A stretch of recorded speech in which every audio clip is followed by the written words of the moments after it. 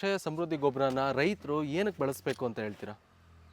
Sir ಅದರಿಂದ ಏನು ಪ್ರಯೋಜನ ಅಂತಂದರೆ ರೋಗ ರುಜಿನ ಕಮ್ಮಿ ಆಗುತ್ತೆ, ಹ್ಮ್ ಭೂಮಿ ಫಲವತ್ತು ಬರುತ್ತೆ, ಎರೆಹುಳ ಸೃಷ್ಟಿ ಆಗುತ್ತೆ. ಹ್ಮ್ ಭೂಮಿ ಬರೀ ಮಣ್ಣಿಂದ ಸೃಷ್ಟಿ ಆಗಲ್ಲ. ಹ್ಮ್ ಬರೀ ಮಣ್ಣು ಒಂದು 20 ಲೋಡ್ ಮಣ್ಣಿದೆ ಸರ್, ಹಾಂ. ಆ ಮಣ್ಣಲ್ಲಿ ನೀವು ಒಂದು ಎರೆಹುಳ ತಗೊಳ್ಳಿ 1,000 ರೂಪಾಯಿ ಕೊಡ್ತೀನಿ ನಾನು. ಹ್ಮ್ ಓಕೆ.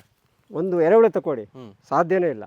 ಅದಕ್ಕೆ ಇಂಥ ಸಗಣಿ ಹ್ಮ್ ರಾಸಾಯನಿಕ ಗೊಬ್ಬರ ಹಾಕೋದ್ರಿಂದ ಏನಿಲ್ಲ, ಹ್ಮ್ ಅವು ನಾಶ ಆಗ್ತವೆ. ಹ್ಮ್ ಸಮೃದ್ಧಿ ಗೊಬ್ಬರ ಇವೆಲ್ಲ ಇಡೋದ್ರಿಂದ ಸೊಪ್ಪು ಸೆದೆ ಗರಿ ಇದೆಲ್ಲ ಸ್ಮೂತ್ ಆಗಿರೋದ್ರಿಂದ ಅದನ್ನು ಮಾಗಬೇಕು.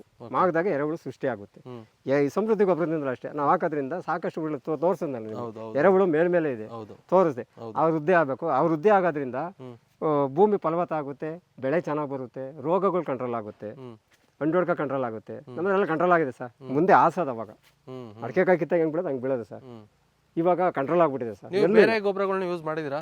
ಎಂದೂ ಇಲ್ಲ ಸರ್. ನಾನು ಫಸ್ಟ್ಗೆ ಪ್ರಾರಂಭ ಅಂತ ಬೇರೆ ಕಡೆಯಿಂದ ಇಟ್ಟಿರೋದು ಸಮೃದ್ಧಿ ಗೊಬ್ಬರನೇ 3 ವರ್ಷದಿಂದ. ನಿಮಗೆ ಗೊಬ್ಬರ ಮಣ್ಣು ಹ್ಮ್. ಸರ್ ಗರಿನೂ ಆಚೆಗೆ ತಾಕ್ಬಿಡೋ ನೀಟಾಗಿರ್ಬೇಕು ಅಂತ. ಹಾಂ. ಆಮೇಲೆ ಈ ಕೃಷಿ ಇಲಾಖೆಯಿಂದ ನೋಡ್ತಾ ನಾವೆಲ್ಲ ಮಲ್ಚಿಂಗ್ ಮಾಡ್ತಿದ್ವಿ. ಓಕೆ. ಭೂಮಿ ಮೆದು ಬರುತ್ತೆ, ಭೂಮಿ ಆರಲ್ಲ, ಬೇರೆ ಆರಲ್ಲ. ಸಮೃದ್ಧಿ ಎಲ್ಲ ಕೊಟ್ಟ ಮೇಲೆ ಅದ್ರ ಮೇಲೆ ಮುಚ್ಚಿಬಿಟ್ಟು ಇದನ್ನು ಮಾಡ್ತೀವಿ, ಎಲ್ಲ ಮಲ್ಚಿಂಗ್ ಮಾಡಿಬಿಟ್ಟು ನೀರು ಕೊಟ್ಕೊಂತೀವಿ.